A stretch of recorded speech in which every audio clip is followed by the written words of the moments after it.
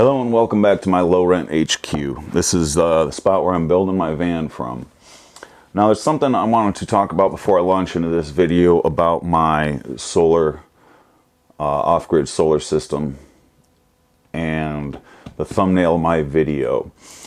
You might watch this video and see the tools that I have in my workshop and the things that I have, and you might say that I'm misrepresenting myself as a layman when I actually know far more of what I'm doing. Truth of the matter be, I have over the last 20 years have been fortunate enough to, collect a fairly substantial, collection of tools and things that would lend you to believe that I have far more experience doing this solar kit than I actually do. Truth be told, I've never done wiring in my entire life. I've helped out here and there with some projects on some homes that I've owned, but I wouldn't say that I've ever tackled a big project by myself. I have been into mechanical stuff my whole life. I work on motorcycles and cars and things like that, but I have no experience in the realm of electricity. So I'm being very honest when I tell you that I am 100% an amateur at this, and that I cannot give you advice, and I'm only showing how I did things. This is not a how-to video because, once again, I'm a complete amateur, and there's other people on the internet who have tons of experience, and there's tons of references out there, and I recommend you just start Googling stuff, because that's what I did. I found some people that I liked how they did things and basically just copied the setup that they used. So let me show you something else. I say that this project is fairly simple, and you don't need any of this. Gonna need this. You don't need any of this. All of the tools you will need for this job are right here. It's very, it's pretty straightforward. So, large gauge wire cutters, small gauge wire cutters, and strippers. For the large gauge wire, I use these to strip it. Just lightly grab onto it and turn until you cut through the sheathing and not the actual wires. Try not to damage the copper wire inside at all. Some bigger guys for crimping down smaller connectors.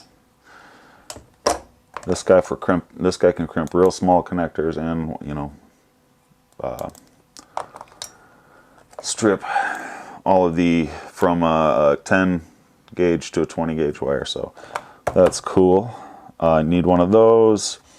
I have a 10 millimeter ratchet or socket, and I believe, a 1/2 here. I have a 10 millimeter and a 13 millimeter wrench, along with a 1/2/9/16, a 3/8, and a 1/2. Now I do everything in metric in my brain because that's just how I've learned it, but some of the stuff we work with here is definitely standard. So flathead screwdriver. A flathead screwdriver and a Phillips head screwdriver. Get them straight. Small tape measure. You need a fairly gnarly hammer, something pretty heavy, because for the large gauge wire, what you're going to do is you're going to need one of these, which is a hammer crimp. So you basically put the wire in there like that, put the fitting in with the wire inside of it, and then you whack that sucker, and it crimps it down, makes a real good connection. So really, that's all the tools you'll need to do this. Now this is another wire stripper that I found online for larger gauge wire, and it's garbage. So get that out of the way. So those are my tools that I used. Now let's talk about some of the materials. So this is basically just a big box of wiring and fittings and whatnot. So we have larger gauge, 2-gauge wiring for battery connection cables. We got some 4-gauge in here. These are UV resistant solar wiring for your panels on your roof. Heat shrink tubes for your connectors. I didn't use any yet. 50-foot 10-gauge, 50-foot of 10-gauge wire. Bus bars. Tons of different fittings, different styles. And then I actually have an entire different case full of smaller fittings, miscellaneous stuff.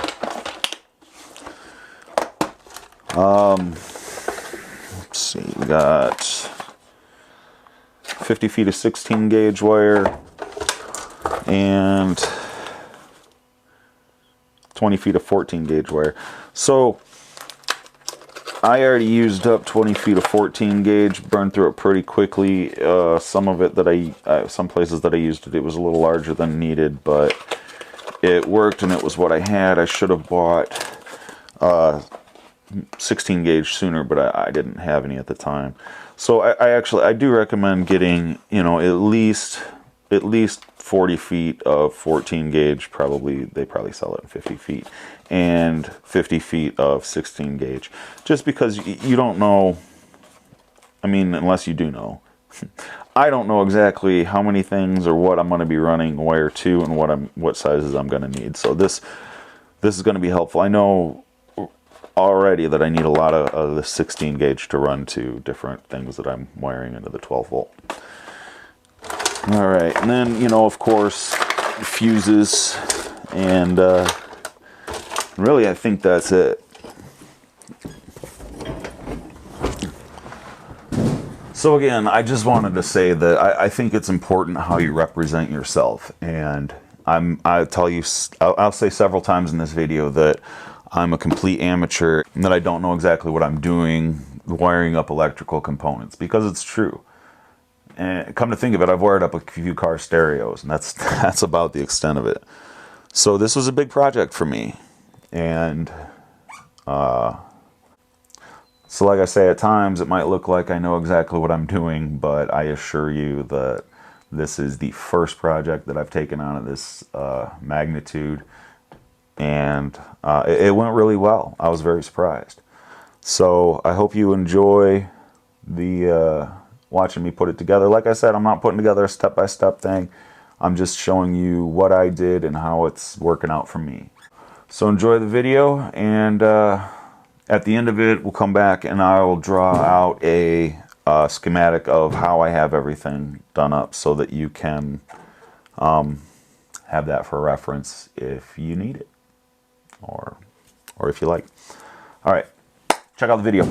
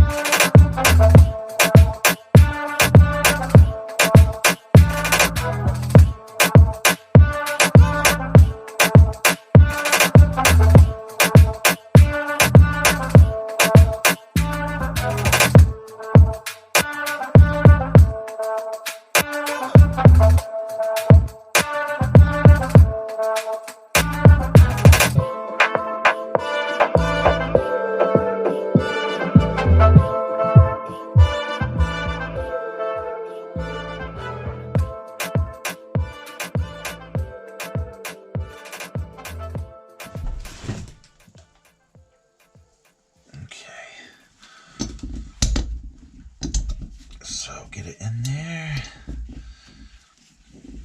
Hold that.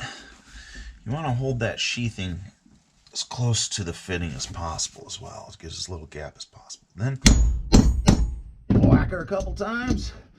Look at that.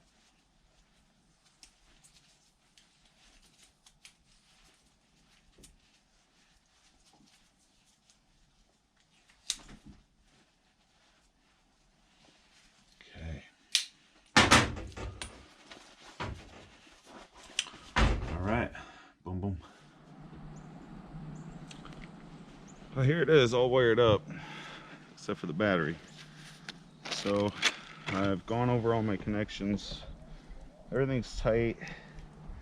The layout seems right. Everything looks good.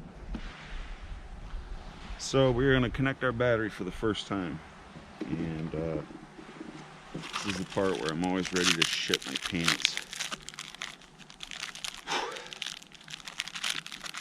And I also need wrenches. So, I'll be right back. Alright, back with wrenches.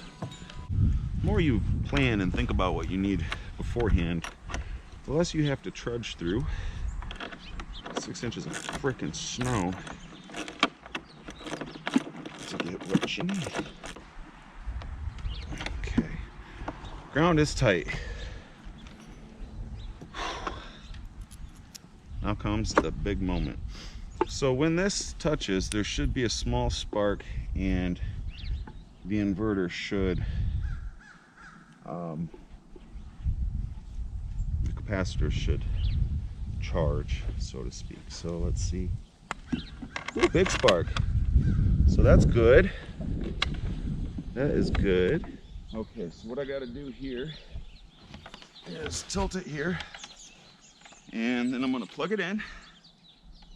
Negative to the negative. Okay, it's in, and now we're going positive to, oh no, okay, first problem. That came out. All right, now we need a screwdriver.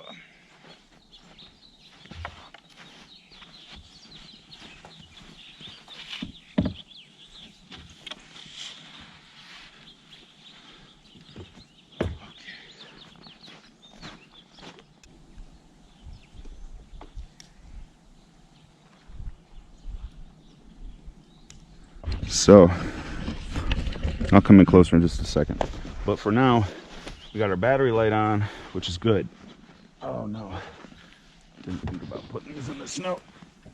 Okay, so we'll pull these over here. Okay, cool. So, first off, you're gonna connect the negative. Now with this, it's reversed because just the way that the connectors work out. I have a red line into the ground. So okay, ground. Now positive. Boom! All right, that's exactly what we're looking for. Look at that. Boom. Okay, so here's our battery light kicking. And then from this panel, this PV stands for photovoltaic charge. And boom, she's on and kicking. Excellent, excellent, excellent. All right, one more panel to test.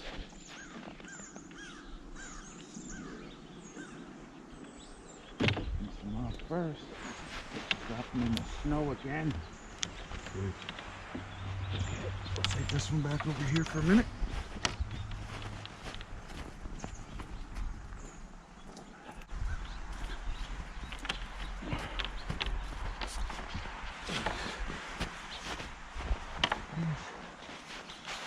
Over. Good sun. Once again. Check the ground. Now, positive. Boom! Hell yes. Look at that baby. All right. So this is my entire solar system as it sits for now. And it's not too shabby. I do think that I need to get one more Battleborn battery. The only one I have is it's 24 volt, 50 amp hours.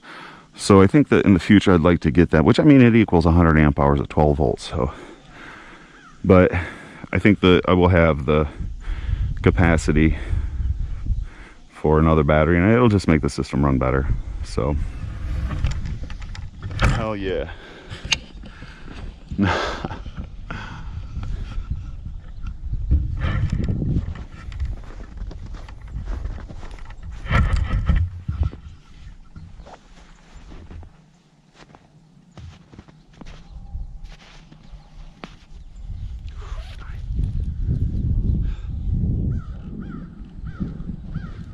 Crows are flying around. I want to make friends with them.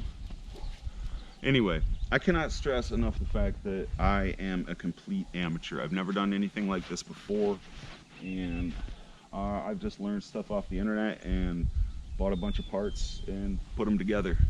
So if you're thinking about getting a solar kit, I mean, you can buy a kit and you get everything you need, or you can do like I did and, you know, piece it all together. But don't be too afraid of the actual project, because it's really just cutting some wires and crimping the ends and bolting it up, and here we go. This is a pretty awesome setup. These panels, here's a good tip for you. These panels came from a company called Santan Solar, and these are used, and what they do is there's these, I don't know, it's an Arizona based company, so I'm assuming, you know, solar arrays out in the Southwest that replace their panels. They buy the panels and, you know, make sure that they function and then sell them off, because there's still a ton of life left to these. So this panel here is a 250 watt 24 volt panel, which would, I think, be in like the $300 range if you bought it new. And this is, I think it was 60 bucks. 50, 60 bucks each for the panels. Now shipping was, you know, $300 or so, but you know, you're still saving a ton of money. And they work perfectly.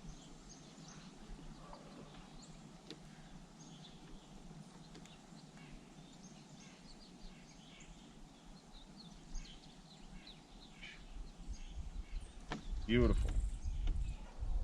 All right.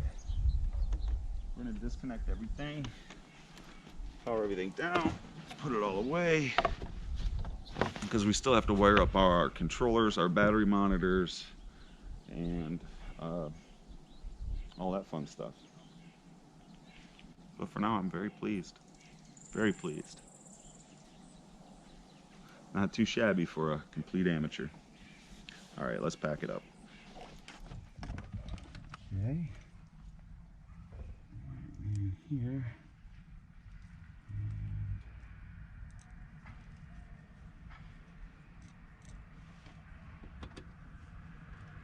Ha! It works!